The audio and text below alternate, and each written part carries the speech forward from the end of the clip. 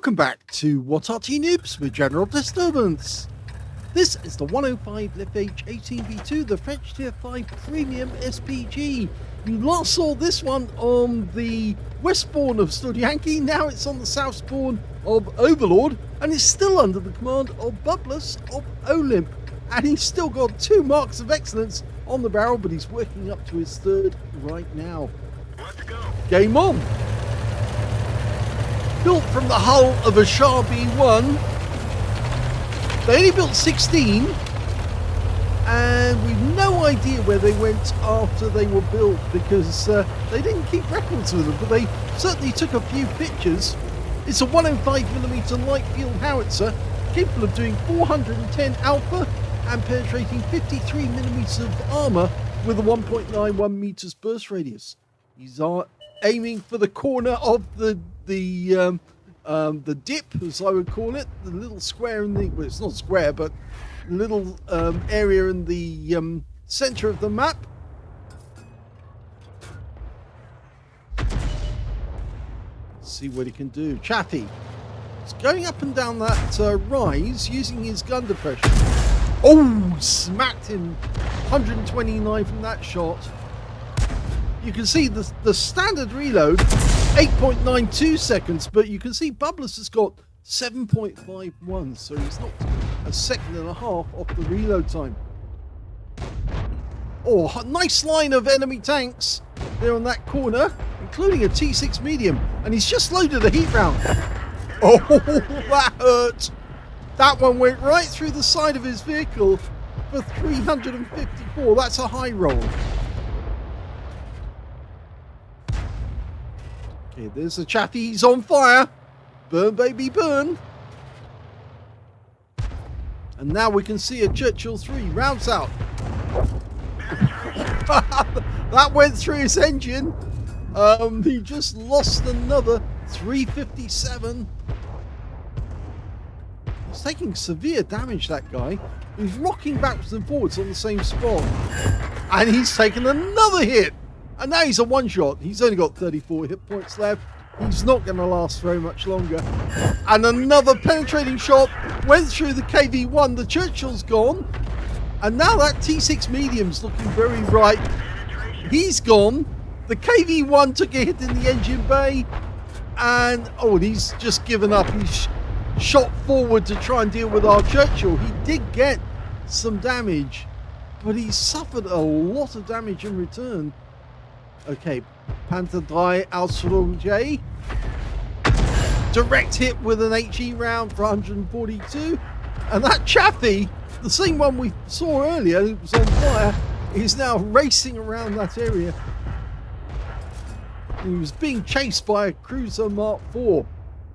Okay, there's the KV-1. Can we hit this guy? Just need to track him. Rounds out. Yep, that's been tracked. Got some damage assist there. We're 2 down on the enemy at the moment. This is not going so well, this game. They've cleared most of the cliff top down near the edge.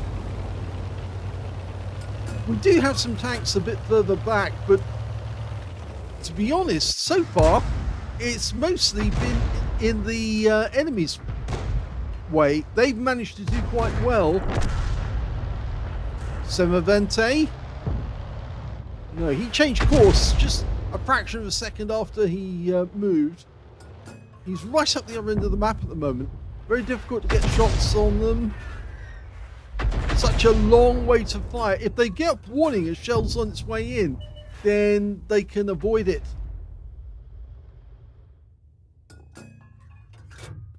Okay, nobody else. Oh, the Semavente decided to come forward again. He changed his course at the last moment, but he took a critical hit to his tracks. That's better. That was a very close splash for 145. And that one overshot the target. We get a direct hit. Nope, because RNG is not very happy with us at the moment. And he's gone behind the house for cover. He's only got 34 hit points left. That is a one-shot. in anyone's book. We can still make out where he is. I think he went for the corner, and bublus fired around in there, anticipating he would come around the corner. In fact, he drove back the other way because the tree went down in the opposite direction. So it means that he's probably moved back. Now, the AEC is a bit of a problem as well, because being a light tank with a very small turret, it's very difficult to hit them, even if they're just showing the turret hiding behind the house, because they can rock backwards and forwards quite quickly on the same spot. SU-85B, we need to dial in on this one. Let it settle. Our SU-85 is taking a huge amount of damage, but the SU-85B goes down with one shot from bublus's howitzer. So we've lost, 2 tanks have gone down on that corner. The Largo takes a hit for 186. The other RT on our team, by the way, is a Gorilla. The Largo goes down, but he actually goes down to our Gorilla. Now, the enemy team have got M41 HMC and a Gorilla. And as far as we know, they're at the other end of the map at the moment. Now, the M41 can fire over the entire range of the battlefield. But the Gorilla, he's got a slightly shorter range. It looks to me like the M8A1 and the Semavente are headed south. And they might have the AEC with them. M8A1 stops suddenly in the dip. Of course, the M8, otherwise known as the Scott, rounds out. Oh, hit the ridgeline. It might have actually hit the rock. It's the last moment it went in. Fire snap. Nope, misses that one as well. We can see the AEC. He's come around the corner, but he's not staying there. I think he's just pulling back into cover. Yes, he did a 3-point turn there to get into the tree line. There's that M8A1. He's hiding in the bush. He thinks he's safe there, but he's not safe because he just took a splash from our Gorilla. That was close. But I am concerned at this moment, and one of the reasons why bublus has gone into the trees and the bush here is because we think there's enemy tanks on the east side of the map coming south, and we've got nobody to spot for us other than the M5A1 Stuart, and he's behind us at the moment. There's the AEC. Okay, line it up. He's for us. He saw us, but we've managed to get a manual hit and splash him. And another one. And now the enemy RT knows where we are. And misses. Oh! Shotgun at close range. Who's next? Well, there's the Semavente. We miss him with the first shot. He's firing at us. Ouch. Well, we take him down. In fact, actually, we didn't get the kill, but we did take a hit from the Semavente. It was the M5A1 Stuart who got the kill. And now he's decided to head north and spot for us. Okay, so now the scores are even. We were behind by 2 tanks at one point. Now we're even. Both teams have got both teams have got an Arty. In fact, the enemy team's got 2, and they've also got that M8A1. Whereas we've got just our Fifi, just bublus. The Gorilla got taken out, I'm afraid. He got spotted. He's out the game. Gorilla. Well, we spotted the enemy Gorilla. Just lining up the shot. Got a bit of a big bloom there when he fired, but he's dialing in again. And there's the M8A1. Snap. Oh, yes! That was a lucky shot. It was a snapshot, but he did get the kill. And we saw the M41 moving south. Of course, that's based on the Chaffee tank, so it has got a turn of speed, but he's moving forward so he can spot them. Remember, this RT's got a 390 meter view range. And he spotted all of the enemy there. just misses the Gorilla. Remember, he's based on a light tank as well. leFH18B2 was the original hull that carried the same hull as the Gorilla. He tracked him, and he couldn't fire. Oh, yes! The M41 takes a big hit, and he's gone. The Gorilla's next. And that wins the game for bublus in his VP.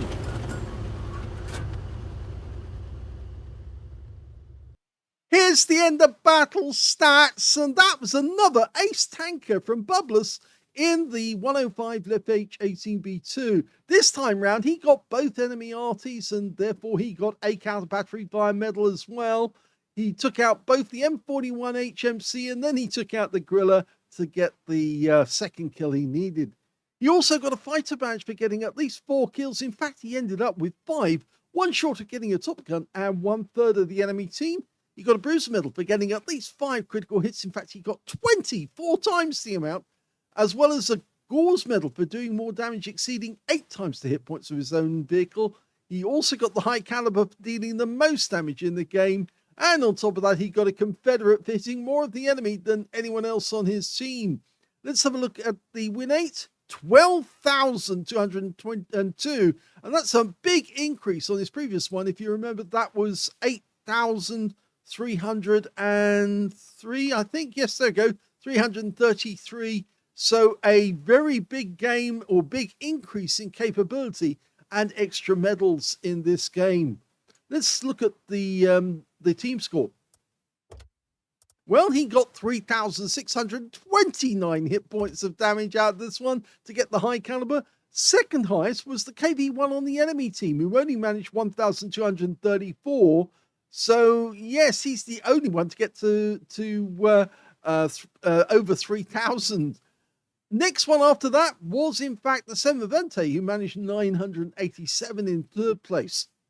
When it came to kills, he had the top in that as well. 5 kills went to bublus, 3 kills went to the KV1 on the enemy team and their Semavente. And remember, he's the only one who actually managed to get a hit on us in that game. And when it came to base XP, he's got that one too. 1,496 makes him the only one to get over 1,000 in this game. Second highest was the Churchill 3, managed 724, followed by the M5A1 Stuart, who managed only 619. So a very good XP score there. And in fact, it means that he's got the top in all 3 columns in this game, just like he did in the previous game.